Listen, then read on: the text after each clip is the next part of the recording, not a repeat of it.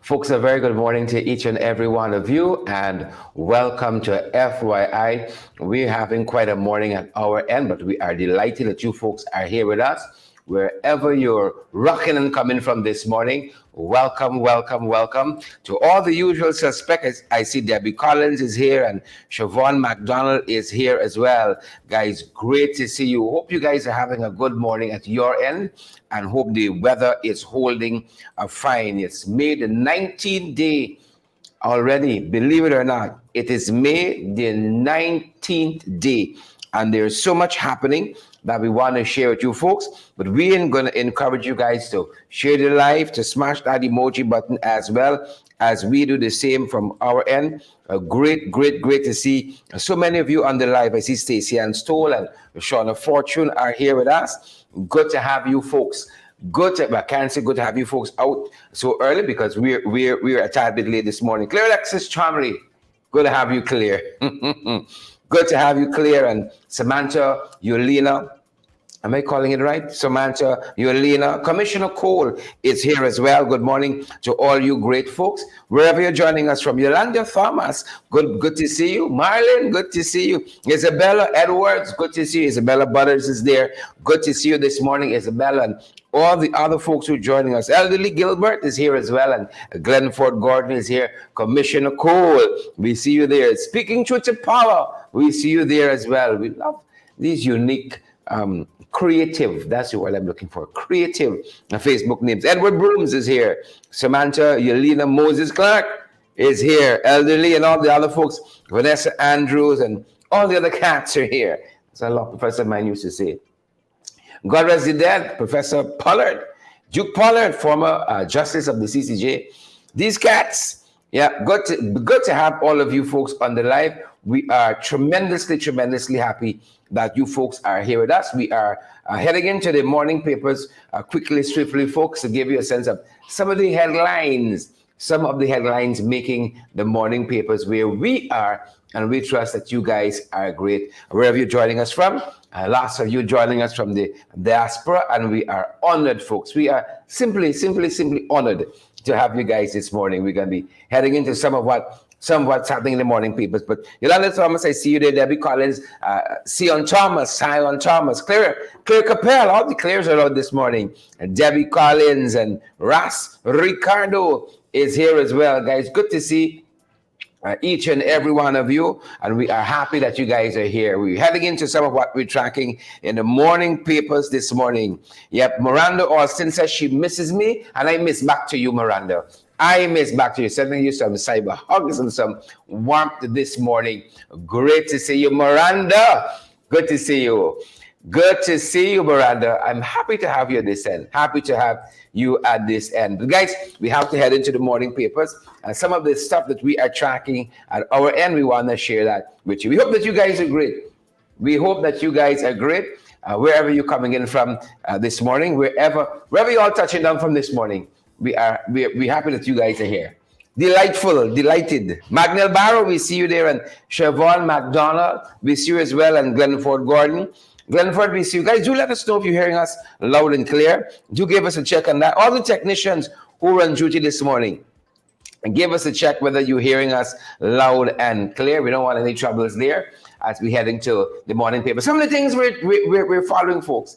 Your boy Anil, he issued a statement. Remember, we said to you in a subsequent broadcast that the Guyana Association of Women Lawyers issued a very terse, to put it lightly, a very terse statement against the attacks against the magistracy and by extension the judiciary that the learned Attorney General made subsequent to the loss of that Winston Jordan case.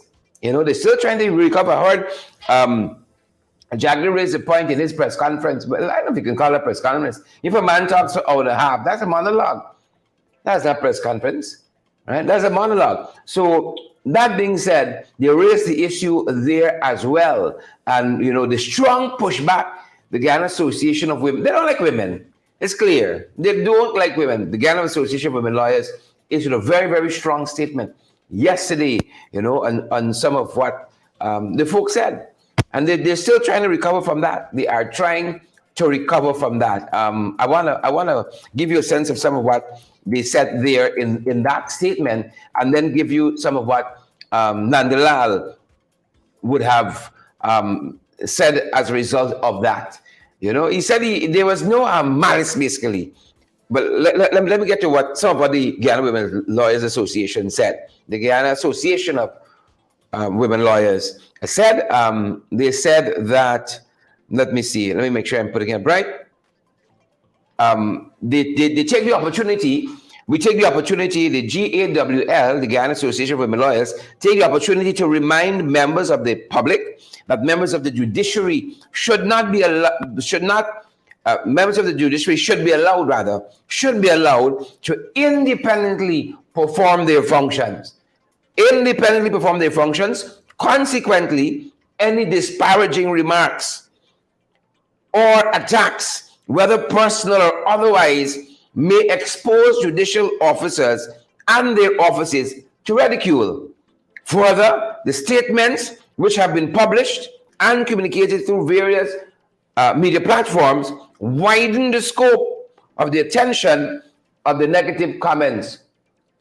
All that is against what the AG said. The statement went on to reiterate and unreservedly denounce the attacks and ask that persons cease from peddling, broadcasting, transmitting, or in any way disseminating such information that may cause public confidence in judicial officers, that may lower public confidence in judicial officers and by extension the judiciary.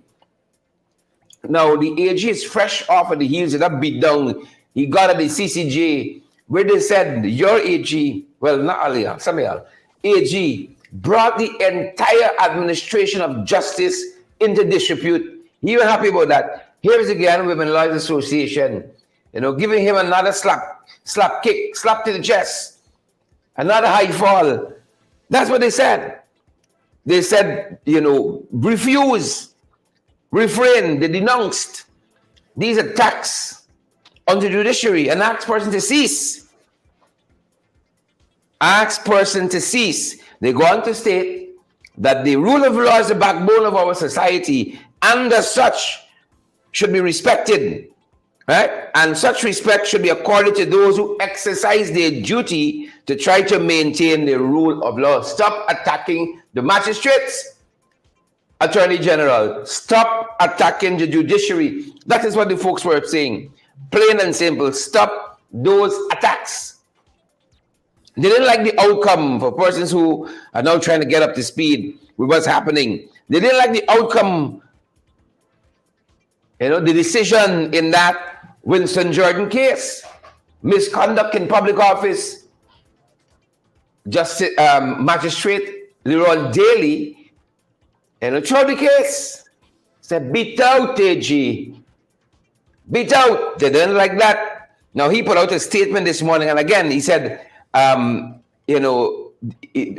nonsense. He didn't mean to impute. Now, when you go on to say certain cases, are being dealt with a particular way, what do you mean by that? What are you imputing there, sir? He didn't mean to impute. He thinks it's a trial, quoting a whole set of cases to make his point. And they know the political mischief they're doing. They know precisely the political mischief and exactly what they're meant to impute. We big, Isabella Butters. Miranda Austin, we big, but we got sense. Rosie Rose, Debbie Collins, we big. Marcia Agar, Tessa Isaacs, Graves Andy, we big. Folks, we big and we got sense. Don't come around with funny like that. Don't do it. Don't do it. We big and we got sense. That's what I want some of y'all know. So, Glenford Gordon, he didn't mean to impute any ulterior negative motives. But he accidentally do it, sir. You accidentally did it. Jack, you did the same thing after the ExxonMobil insurance case. The same thing. The judge using loose words. If he know how these people working hard and he not too much with oil and gas. That's what you tell the judge.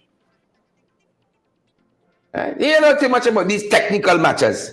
John Johnson, Lynn Finance. He know too much about these technical matters. Lynn Finance, where is Lena Williams? The judge, them is the brightest.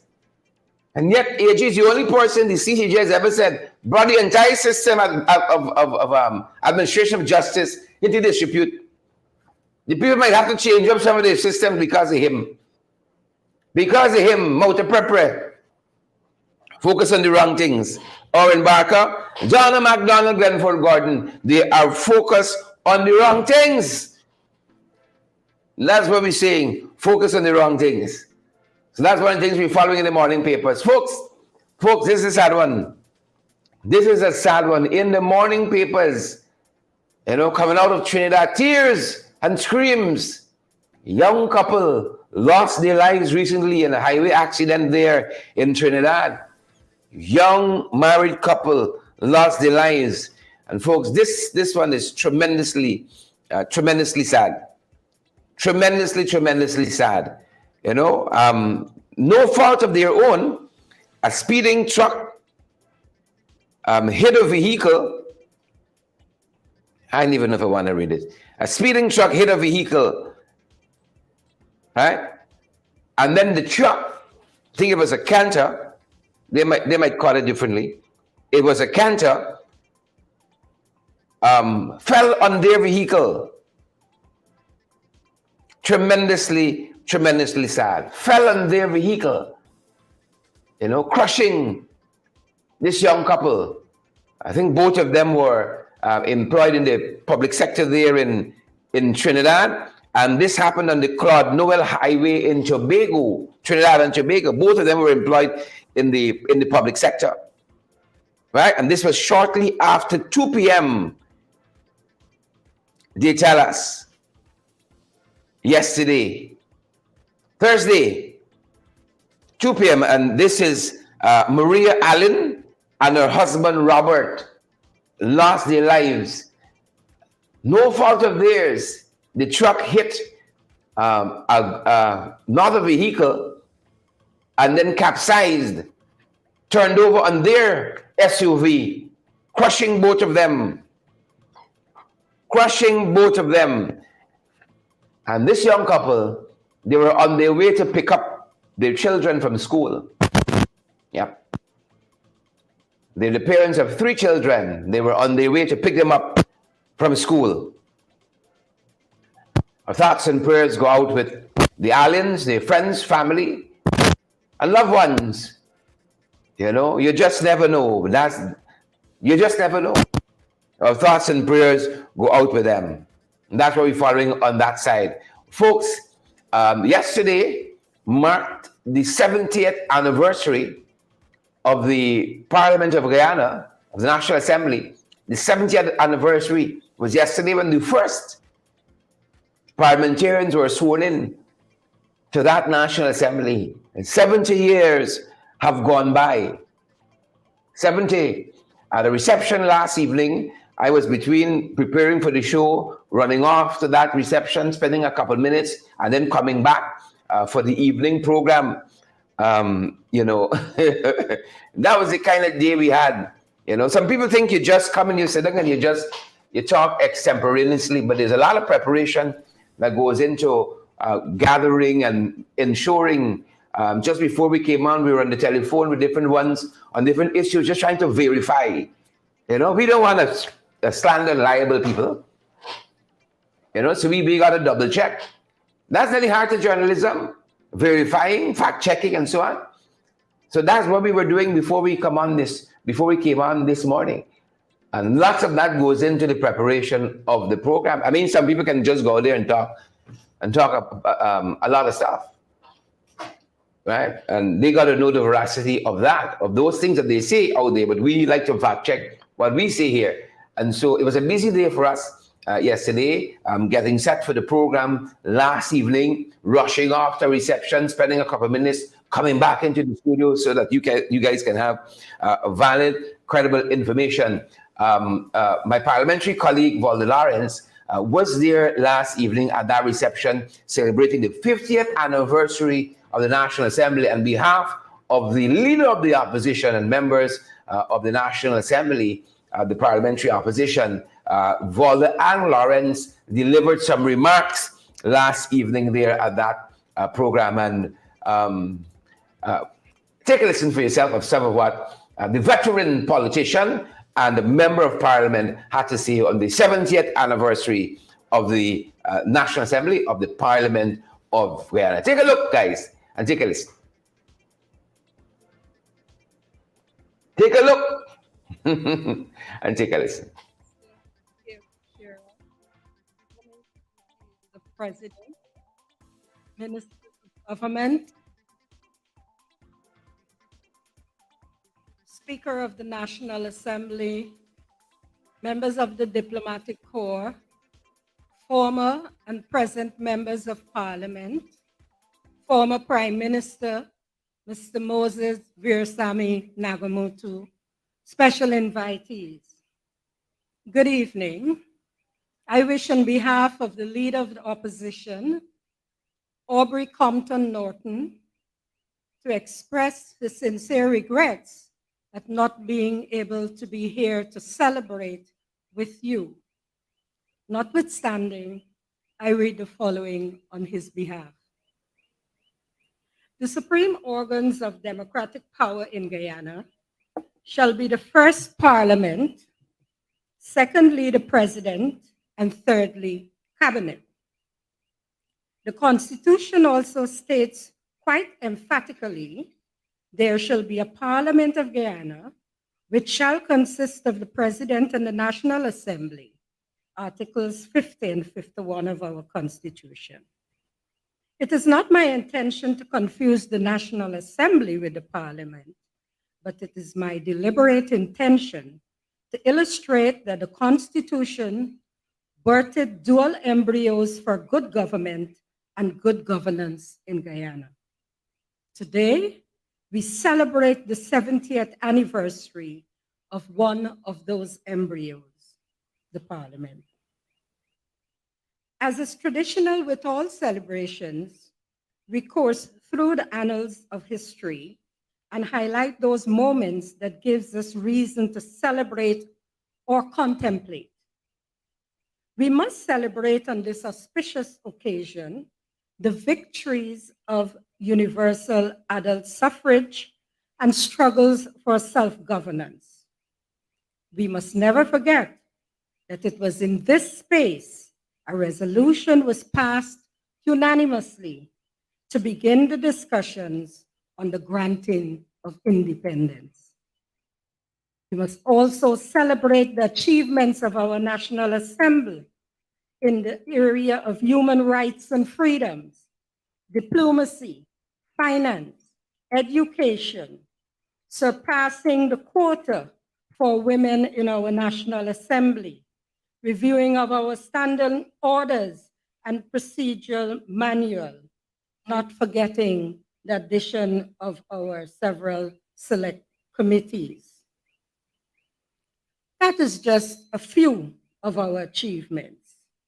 But those achievements, in greater part, is owed to collaboration and bipartisanship within this space. Now for the contemplations. In his report, Needs Assessment of the Guyana National Assembly, Sir Michael Davies, Commonwealth Senior Parliamentary Staff, Advisor to the Guyana National Assembly, identified particular shortcomings of the National Assembly. For example, lack of independence of the Parliament and its management from the control of the executive. Members who are not sufficiently au fait with the role within the parliamentary framework, and the lack of awareness of the National Assembly's responsibility to relate with civil society, the private sector, and the wider public. Ladies and gentlemen, our people subscribe to a system of democracy that ensures the process of election is free and fair, and further, that their elected representatives are afforded the opportunity to effectively serve their interests. The hallowed space within the interests of our people are ventilated and served in our National Assembly. It has stood since 1953 when Dr. Cheddy Jagan and Lyndon Forbes Sampson Burnham and other heroes entered. This hallowed space 70 years ago was certainly different. Then our elected representatives, legislative agendas were viewed as subordinate to the whims of the British interests. Today, it is the view of many Guyanese. We have replaced the British with the executive. It is their view the National Assembly, instead of being treated as a separate and equal embryo, is treated as a co-joint twin of the executive. Sir Davies, in his report in paragraphs 18 and 19, I quote, said, steps must be taken to establish the National Assembly as an institution independent of the executive. This is necessary that the legislature can truly keep the executive under scrutiny. Throughout this report, I have identified areas where the separation of powers is not observed in respect of the National Assembly. Meetings of the National Assembly are entirely at the whim of the executive, end of quote. If we aren't independent at age 70, when will we be independent, fellow Guyanese? We are duty-bound to fight for the independence of the National Assembly. Mr. Speaker, I dare say, you as the shepherd within these halls, yours is the greatest responsibility in holding the line of battle. The spirit of bipartisanship must emanate from your seat.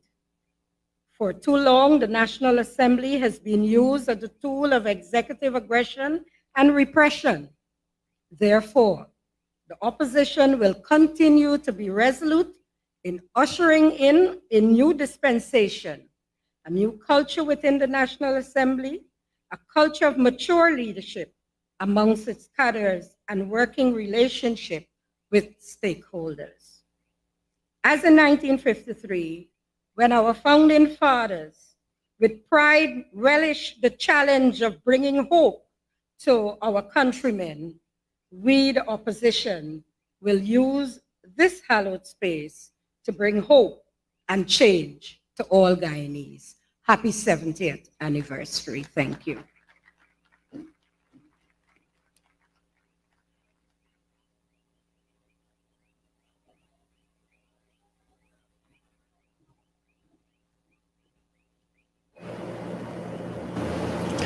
Yep, you heard it there, folks. You heard it there. Couldn't put it any better.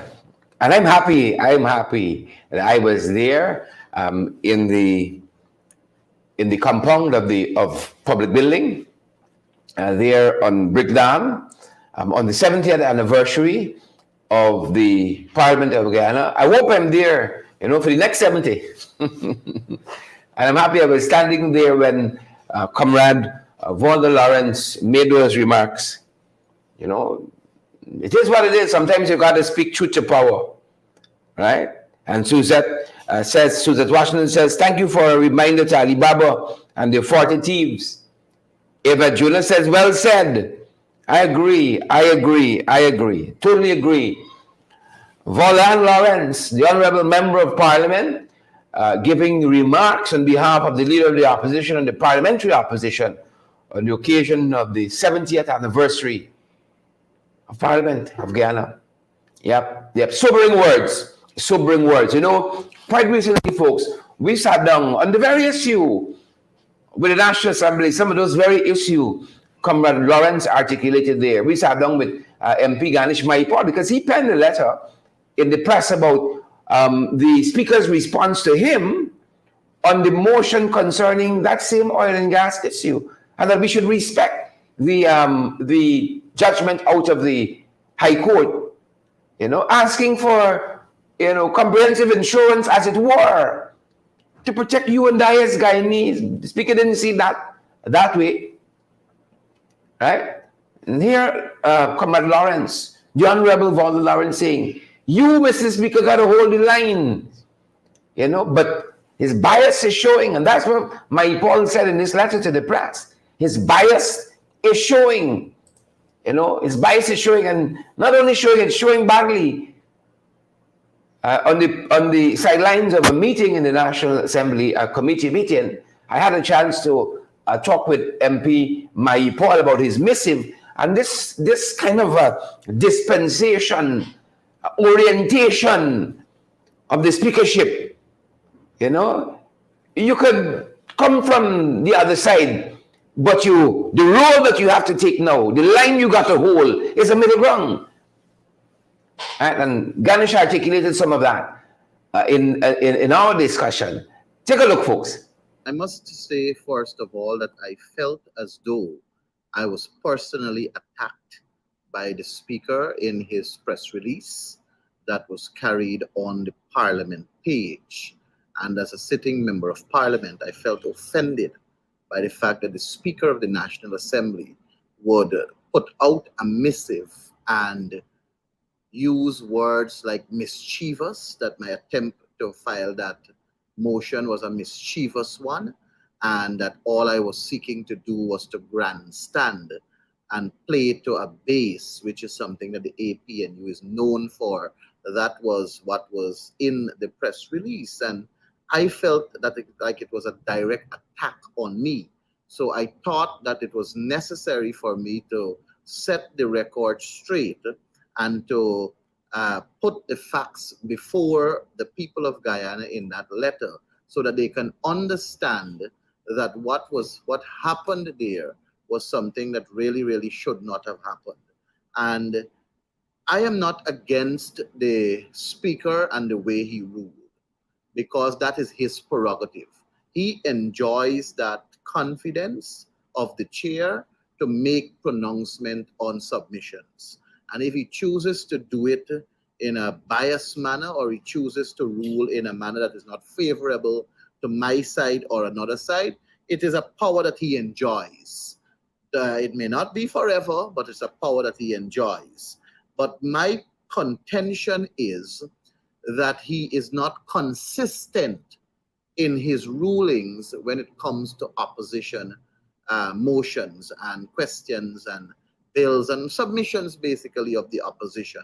I can point you to the Hansard of the 48th sitting of the National Assembly, where the opposition filed a court case to put a matter in court for determination on the suspension of the 8 MPs that were suspended.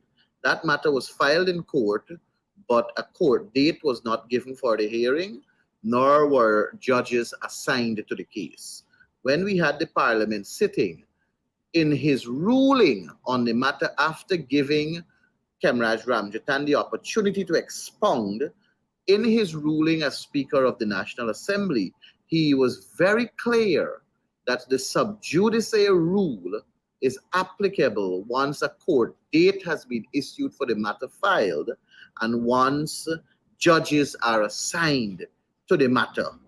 So we acted on that basis of his ruling, and we submitted our motion to deal with this oil spill saga between the EPA and these private citizens. And basically, we called for them to respect the ruling of Judge Sandil Kisoon, because it was made within the best interests of the Guyanese people, which is something we are elected to represent and sit in the National Assembly to stand firm for the representation of the people of Guyana. And when the motion came up, the Speaker didn't even give me an opportunity, a minute or 2 or 3 minutes, to present my case as to why I wish to seek leave of the Assembly so that we can discuss this matter of urgent public importance. definite urgent public importance. And he went ahead and just dismissed it. I attempted on 5 occasions to get his attention, and when I said Mr. Speaker, he kept saying Mr. Clerk. I say Mr. Speaker, he said Mr. Clerk. So it was a direct attack on me. That's how I interpreted it. It was a direct disregard for a member who is sitting in the assembly not being acknowledged for a simple request. All I wanted to know was whether there was a court date and judges assigned in keeping with your previous ruling as speaker. However, he disallowed it. I took my seat. When I did get the chance to speak on my substantive motion, I attempted to ask for the same clarity that I was seeking his attention earlier. And any sane person that is of a standing reputation would have answered my question. What Speaker Manzoor Nadir did was to say that we are at agenda item XYZ that speaks to this motion about amending standing order, and there is where you ought to speak on. And I felt very insulted. I felt it was insulting. And I went ahead and speak on the motion because I didn't want to create any sort of havoc. But I can turn again to evidence, Sherrod, and I can make reference to extract from the 14th sitting of the National Assembly, where I submitted a motion to the National Assembly on the commencement of standing committees. You will remember that when we started this parliament, standing committees were not meeting. And a motion was submitted under the same agenda item, of which the speaker gave a long talk on it, which is here in evidence, and then he made a ruling. There's another one with the extract from the 28th sitting of the National Assembly, where I again submitted a motion under the same heading for the flood situation in Guyana, when Irfan Ali said it was the worst flood. When all across Guyana, people were affected. And the speaker allowed me to make my case, and then he ruled. I have another case here at the 31st sitting of the National Assembly, where the leader of the opposition, then leader of the opposition, Joseph Harmon, submitted a motion under the same heading for the COVID-19 vaccines. Remember the Sputnik V vaccine and purchasing it and so on? He allowed Joseph Harmon to make his case, and then he ruled against Joseph Harmon. There's another one here where the now leader of the opposition, Aubrey Norton, submitted a motion under the same heading. It was for an international investigation on the corruption in Guyana, with Vice News release that spoke to Jagdeo and Sue. And he allowed Aubrey Norton to make his case, and then he ruled. There's another one with Aubrey Norton again submitting a motion under the same heading, calling for a clean voters list. He allowed the leader of the opposition, Aubrey Norton, to make his case, and then he ruled. So I found it very strange as to why he did not allow me the opportunity to make my case and then rule. He can rule however he wants, but the procedure that he has outlined, that is a practice from way back when, is to allow the member who is seeking leave to move the adjournment of the assembly to discuss matters of definite urgent public importance, to get that opportunity, that 1 minute, 2 minute, or 3 minute, to make his or her case. And after he or she makes that case, you will use your judgment to make a ruling. But this time, it was as though I ain't want to see nothing on oil. I ain't want to see nothing for do with oil spill. Whether the oil spill or not, I don't care. No motion ain't going ahead. Full stop, blam. And I felt as though that was disrespectful. I felt it was insulting, and I believe the press statement that was released by the speaker complicated the matter and added to the insult, and it required me presenting the facts in the letter that you saw in the media. And on the same motion, do you get the sense that the speaker understands the sensitivity or the gravity of what could happen? One, based on the fact that you have the judgment, the learned justice did say they must find the insurance and all that. And even at the Court of Appeal level, the court did not stay the decision of Justice Sandal Kisoon, even though it's going to hear the matter. I'm going to answer you this way. The Speaker of the National Assembly is elected by a majority of the House. And in the Guyana context, the majority of the House is oftentimes a political party. If we go back as far back as 2006, Ralph Ramkaran was elected by the majority. And at that time, the government at that time was the majority. 2011, there was a hung parliament. The APNU AFC had the majority and they elected Raphael Trotman. 2015, the APNU AFC had a majority and they elected Dr. Barton Scotland. 2020, the People's Progressive Party has a majority and they elected Manzoor Nadir. Speakers in the past that I have actually observed have always displayed attitude of fairness or try their utmost to display attitudes of fairness. Dr. Barton Scotland, Raphael Trotman, even Ralph Ramkaran, they have always tried to display attitude of fairness. I did not see or draw any conclusion of them wanting to maintain their position or sing for any supper in their political party. They rather upheld their character and acted within the best interest of the House and by extension the country. I hope during my stay in this National Assembly, I will be able to make such remarks sooner rather than later. All right, MP Ganesh Mahipur, thank you for your time. Thank you so much. Thank you very much for having me. I must. Honorable Ganesh Mahipur, the Shadow Minister for Local Government and Regional Development, Local Government and Regional Development, speaking there on the Speaker's bias. Let's turn attention to some of the other things we're following, folks. Internationally, the PPP boy Trump, more trouble, folks, more trouble. The folks are telling us that those, you remember the Mar-a-Lago documents? You know, they could land Trump in some more trouble. The Mar-a-Lago documents.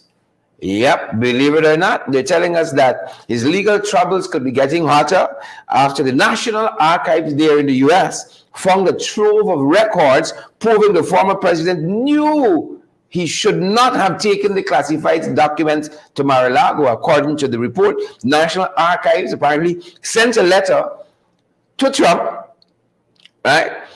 This very week, revealing that he had the archives had found 16 presidential records showing he and his top advisors were aware of the correct declassification process when he was in the White House. Yep.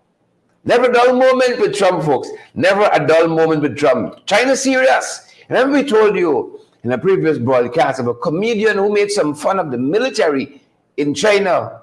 Well, them boy got in the hot seat now. Imagine just making fun off of the military, right? China serious, maybe too serious. Well, instead a woman supported this comedian, she shared the post. Well, the police detained she now. The police has detained her now. China serious. Yep. China's influence is growing on the world stage. I don't know if internationally people like this kind of thing. Free speech and all. I don't know. But the woman shared the post. Police detain her as well. Taiwan, you know, a former government official is warning the U.S. when it comes to Taiwan. U.S. said they want to give them a significant amount of defense aid. He said this could exacerbate the problem Taiwan has with China. He said it could exacerbate the problem if there's a sudden influx. So he's warning them to rethink that. That's what he's warning them. You know, there's always a contention there. One China policy and Taiwan saying we have a right to self-governance. Right? The fellow said, breaks up US, hold up. That's what we're following on that side. And then they're telling us that Zelensky, he's going to be attending, the president of Ukraine, he's going to be attending this Arab League summit in the Middle East. And what's going to be a little touchy here is that he's going to be face to face with the Russian supporting state, Mr. Al-Assad. He is going to be there as well. So folks are watching that. They're saying, well, little trouble might be brewing here. Vladimir Zelensky, president of the Ukraine, he is set to attend this Arab League summit in Saudi Arabia today. It's probably happening right now. Right? And he's expected to travel to Japan, and then he's going to join G7 leaders there as well. So all of that happening. And again, the high point of this this summit in the Middle East is that he's going to be coming face to face, right, with Syrian President Mr. Al-Assad. He's going to be coming face to face. I know he's a very strong supporter of Putin. So people are watching the dynamics where that is concerned, folks. Moving on, we're moving on. Finally, in the international news, you know, they said the trick of the government. This trick of the government. Y'all know the rest. Y'all know the rest. You know, and this baggage thing, the one you pay for now. Right? This guy saying you wear me clothes. I ain't going for checking. They call it a baggage hack. Man, put on 6 layers of clothes. And I mean, checking nothing for you. I got to charge me extra. I find the airlines getting a little too ridiculous now. Everything is a charge. He said, don't worry though. I put it on the clothes. six layers. He said he was fine. You know, he attempted to jig the system. Why is it the government? You know, why is it the government? Regionally, folks, Trinidad, folks, just got a big pay hike there, folks, in Jamaica, rather. A big pay hike. Did I say Trinidad? A big pay hike in Jamaica, you know, and even parliamentarians are captured by that. Parliamentarians in Jamaica, by contrast, earn 1 point something million Guyana dollars, by contrast. Right? 1 point something million dollars. Right? In contrast. And some of the organizations there saying that they gotta hold folks more accountable. Right? This is in particular the Private Sector Organization of Jamaica and the Jamaica Manufacturers and Exporters Association. Right? They say they don't object in principle. However, it says this should be in keeping with our macroeconomic realities. How much money we really got to spend and pay, increase and so on. With our macroeconomic realities and accompanied by a transparent accountability system that will allow citizens to access the performance of the political directorate, right? They want to be able to access this is what these bodies are saying. The citizenry must be able to access the performance of the political directorate. As I said, the parliamentarians and some other folks in Jamaica just got a huge pay increase. Yep, huge pay increase. So we're following that at that end, folks. Here's what else we're following. Regionally as well, Trinidad, we told you in the previous broadcast, the Privy Council, Trinidad had delayed its local government elections by a whole year, just like us. You know, these boys here like elections at all. Right? For 20 odd years, we have local government elections. Trinidad delayed theirs by a year. They wanted to get a specific piece of legislation in place. And so they delayed. Well, some folks took them to the Privy Council.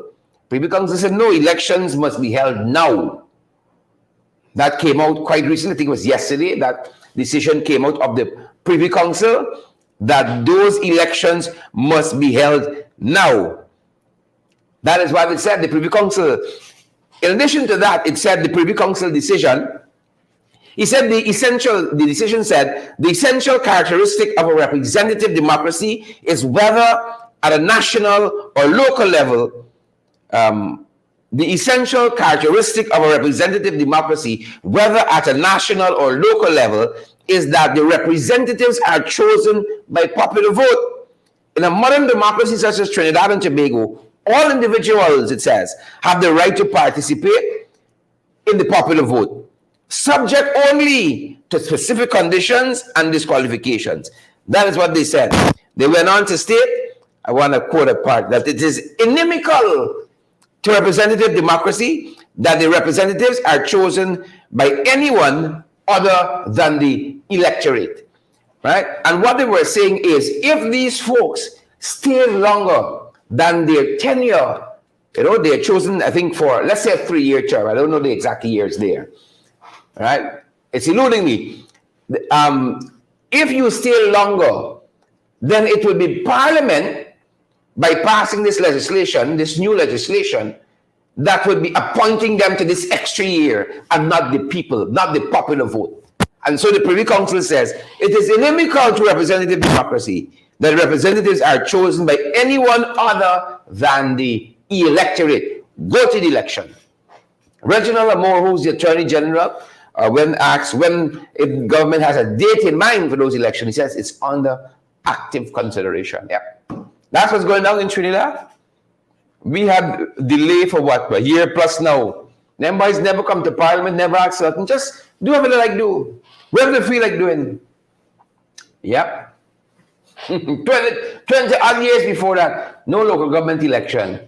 Look how things look different in Trinidad. Could you imagine the Commissioner of Police giving regular updates about crime and the murder rate and so on? One time I see in Hickens is when he walking behind your phone. That's the only time.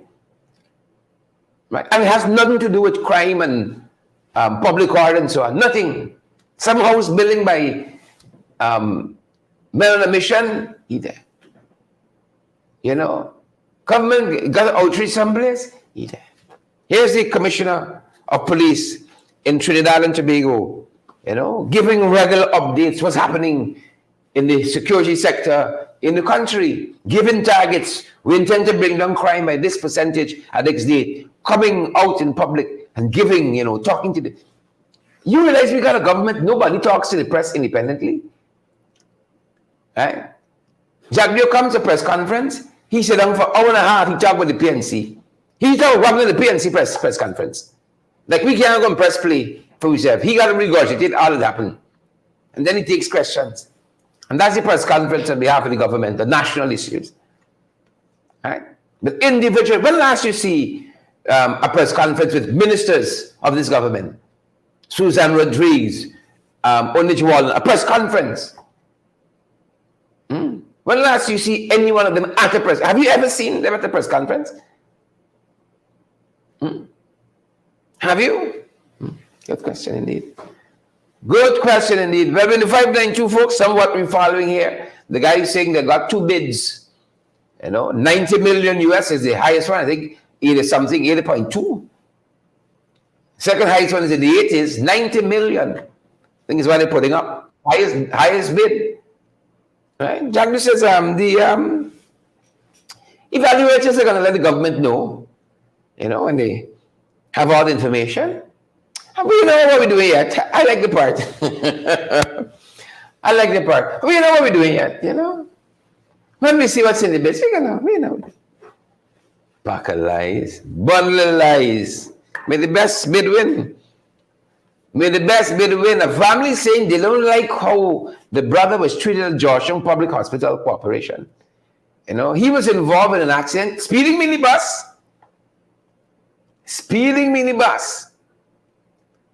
Right, caused an accident on the East Coast. And apparently the brother had brain injury. What the family is contending that, nobody told them that the brother will be taken off of the life support machine of the Georgetown Public Hospital Corporation. She said she just left the sister. I think the young man is 19 years old. So the sister said she just left the hospital, went home to grab a shower and to go back. Right? Only to hear that the brother passed, done got his body by the morgue. Right? And nobody called them to say that they were taking the brother off of the life support machine. The family is very upset. Very upset and actually this is what happens in this country. We're talking about Joshua Rudros. He said he succumbed to injuries received one day after he was involved in this accident, of course.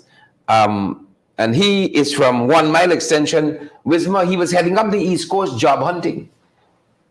On a motorcycle, he was riding job hunting, right? Job hunting at the time when he met his demise. Just terrible what has happened here. By the time she got back to the hospital, he succumbed. The hospital is claiming he was brain dead. He was never on a life support machine. That's according to the hospital. He was never on a life support machine. All right? The bus, here's what it says here. The bus, Woodrose, Joshua was riding a motorcycle.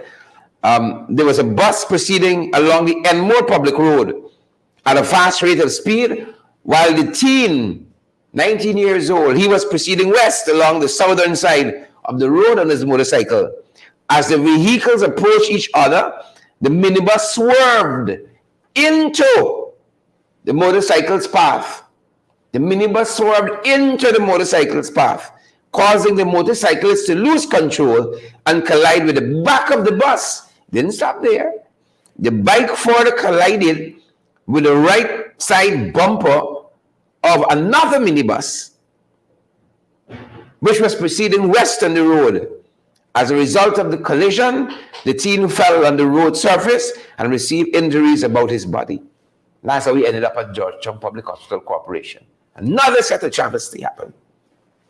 As alleged by the sister, Aliyah is the name of the sister, and these allegations are being made. She said they didn't like the treatment there at all. Aliyah Peters says one accident to the next. Tell me, family. The little we got put down there for the health and so on. Can't afford it. I can stay home. Don't come and judge, sir. I can take my chances home. The 2 cents you got saved for private canting, I can take my chances home. Right? Don't come and judge them. Yeah. Very, very sad. Thoughts and prayers, of course, go to the family, the Peters and the Woodruss family. There can't be an easy time for them. 19 years old, he's going looking for work up the East Coast. Right? No fault of his. The bus in his path. Norma Boville, the bus in his path. Folks, I don't care how poor you be. Put down a little something, for private hospital. Where people don't got to get in triage for 2 days before they come and see what happened to you.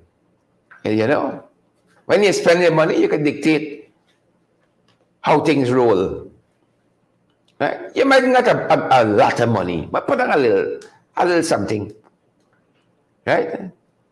And if whoever's be ailments, I can't make it and private, I can take my chances home. I can take my chances home. Moving on, folks. National pastime, side hustle. Right? Them boys snacking on ganja. Police had a tip-off. A particular bus service swooped down when they started going through some of the stuff passengers had there. Neatly tucked in some snacks. They're snacking on ganja. $1 million worth. $1 million worth. Donna said, me too. The snacks or you can take your chances home. $1 million worth. Yep. Of course, Exxon. They now jump in. Government in Exxon has already lost the PR battle. The government, instead of protecting its citizens, fighting for ExxonMobil. After they done suck with all the oil and suck we out. Them boys gone, Them boys gone. But our own in protecting us. And Judge Sandil Kasoon, in that very, very historic judgment, simply saying, we got to protect Guyanese. Right? Jack Joe run out. What Sandal know about oil and gas? These are technical matters. Loose language coming from Sandal. Yeah. Well, Exa now filing their own appeal. Are you going to vote back for them, people? You going to vote back for them? You going to vote for them, period? Oh, like really? One thing to the next in this country, folks. One thing to the next. You know, we saw the CEO of Non-Persad Investments, you know, come out and say that the global rice shortage we're experiencing, I hear we have a line up back for sugar this year now. That's another story. Yeah, this year, we have a line up back for sugar. Right? But here's the CEO of Non-Persad. He says that we ain't going to get the global rice shortage shouldn't affect us. Let's see. Let's see. The things that should concern these people ain't concerning them. They don't. An hour and a half, Jack Jones regurgitating what's happening in Mr. Norton's press conference. I mean, like, that might be nice in a sense. That he's so fixated on Mr. Norton. You know? So fixated on Mr. Norton. That might be nice.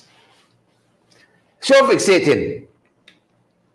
Right? But, I mean, we got real issues in this country. Donna, Seymour, Keshan, we got real thing in this country. Alexis Thompson, real issues. People are hurting badly financially. Right? People are hurting badly financially in this country. But we got time. His total focus. His claim is PNCR is nothing, Norton doing nothing, he ain't going no place for an hour and a half. That's his attention. Right? Hour and a half, not laying out for the Guyanese people what their government is doing to alleviate the hardships, to ease the economic hardships, you know, the high cost of living. No. He watching to see who following Mr. Norton wrong in paradise and which dog barking, all manner of crazy stuff. That's what he spent his time doing. I can see Jack during the dark at night, probably in the AC bedroom with well, you know, he's here alone, with a blanket over his head, eating a little popcorn with the cokes, watching Norton, you know, every little thing, every little live, every little video, for see what Norton doing now. But Norton unimportant. It's fascinating to me, sociologically, politically, it's fascinating. He only seen Norton in some street in paradise, you know. He know the dog that bark when Norton is passing. It's fascinating. Fascinating. Right? While people battling out here, is the price of rice going to go up? You know, is the price of chicken going to go up? You see what happening here? Is the price of rice about to go up? The ban imported chicken, right? And Mr. Norton was right. They got several conflicting information. You know, they says the bird flu is competition, is something, they got 10 different reasons.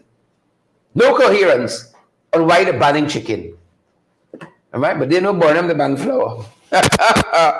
Or pack of liars. They know Burnham the ban flour. You think it is? It's not easy.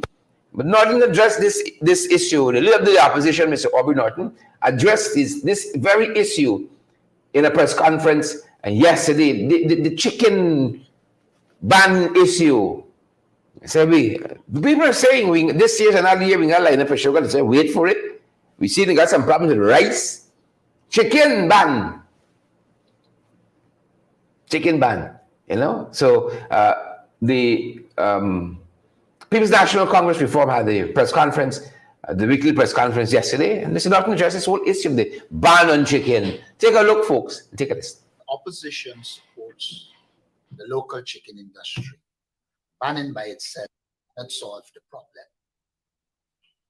We in the opposition support the local chicken industry.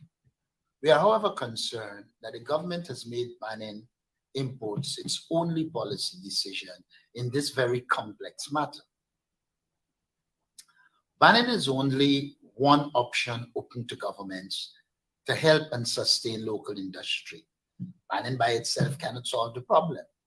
The government's standalone ban on imported chicken is a manifestation of its incompetence and confused policy making. Depending on who from the government one listens to, there are different reasons given for the ban, from health concerns to smuggling to the need to protect local farmers from competition. Nowhere in the various explanations do we detect any concern for the likely surge in chicken prices on the local market that a ban on imports would trigger. Nowhere do we hear the government express concern over the impact of a ban on the already high cost of living. As all Guyanese know, chicken is the meat of necessity for many local income households. Banning as a standalone measure will result in an increase in local chicken prices, and therefore there has to be other measures to ensure we protect the industry while at the same time ensuring that the cost of chicken does not go up. The government's proffered reasons for the ban expose its simplistic and inept thinking and planning. Firstly, the ban is intended to address a smuggling problem. If that is so, then why isn't the government announcing a series of anti-smuggling measures? Not only will a ban on imports be totally ineffective, it is likely to create even more smuggling, since rather than legitimate chicken importation, there will be the intensification of underground importation. So where are the countermeasures by the government to combat this likely development? Second, if this ban is intended to address imported chicken health concerns, then a ban that increases the amount of chicken smuggled into Guyana will only exacerbate the health risk, as legal importation is replaced with totally unregulated activities. If the government genuinely wanted to take action against a potential bird flu threat, it should have done so in early January when PAHO issued its warning. Now, several months later, we may have already been exposed. This too little, too late approach smacks of a government that is asleep at the wheel. But if concerns about health risks are the reason, then the government must say if the ban is a temporary one until the threat of an outbreak abates. Third, if this ban is intended to protect local producers from foreign competition, as the Minister of Agriculture has indicated, then this is a completely wrong-headed approach to industrial policy. To lower local costs, the government should remove all remaining taxes from local chicken production, take measures to lower the cost of feedstock, including removing taxes from soybeans and corn, which are critical to feed production. The government must offer more technical support to farmers as well. To expand local chicken production, measures should also include easy access by producers to low-cost startup and development financing. In addition, small chicken farmers should be given grants in a structured and non-politicized way, with the aim of making them competitive while reducing the cost of production. In keeping with our policies outlined in the Leader of the Opposition budget speech, this is an opportune time to take measures to promote chicken production in regions 1, 7, 8, and 10, where chicken production lags behind in demand. This will bring down the cost of chicken in those regions. Finally, a ban on imports to protect local industries opens the door for similar government action for other imported products. We do not believe that in today's free trade environment, this bodes well for Guyana and Guyanese. Bans on imports can trigger retaliatory embargoes on Guyana's exports. Bans on imports will also create a protectionist environment that will delay or discourage the uptake by local producers of new technology, new processes, and input materials, and the use of efficient supply chain and marketing techniques. Consumers will pay the ultimate price in the form of high cost and low quality of goods. This matter has exposed the PPP's inability to deal with complex social and economic development challenges and clearly makes them unfit to govern in this modern era. Yep. That's it right there, folks. That's it right there. Of course, Mr. Norton said all kinds of reasons to give it. Nothing coherent. Jack said we got enough chicken. We got enough chicken in the local market. Don't make that study. Don't make it a study. They said we had enough sugar too. They said we had enough sugar as well. But those are some of the things that we're following this morning, good folks. Those are some of the things we are following, and we want to thank you for staying with us. Came on late this morning. Our apologies again. They're chasing down valid, credible information. So we were a little behind this morning, but we're happy that you folks are here with us. Yep, and the little one has just stumbled into the studio there. Yeah, that's how it's going, folks. That's our time this morning, and that's our program. Let me send her up here. Good to have had you guys on this morning, Karen Archibald and all the other folks, Glenford Gordon and Yonet Elias and all the other folks joining us, George Rockers, and I see Yvette Elias and Leonard Fraser, Keith Evans, we see you as well. Good to see you. Deirdre Emmanuel and all the other folks who are joining us. Leonard Fraser, we see you there as well. And Suzette Washington, we miss you. We see you, Suzette, we see you. And all the other folks joining us, guys. Share the live before you go, as long as them guys won't do it. You share the live, folks. I love you all in China. You know, got people watching y'all. Right? Watching what you share and all of that, you see?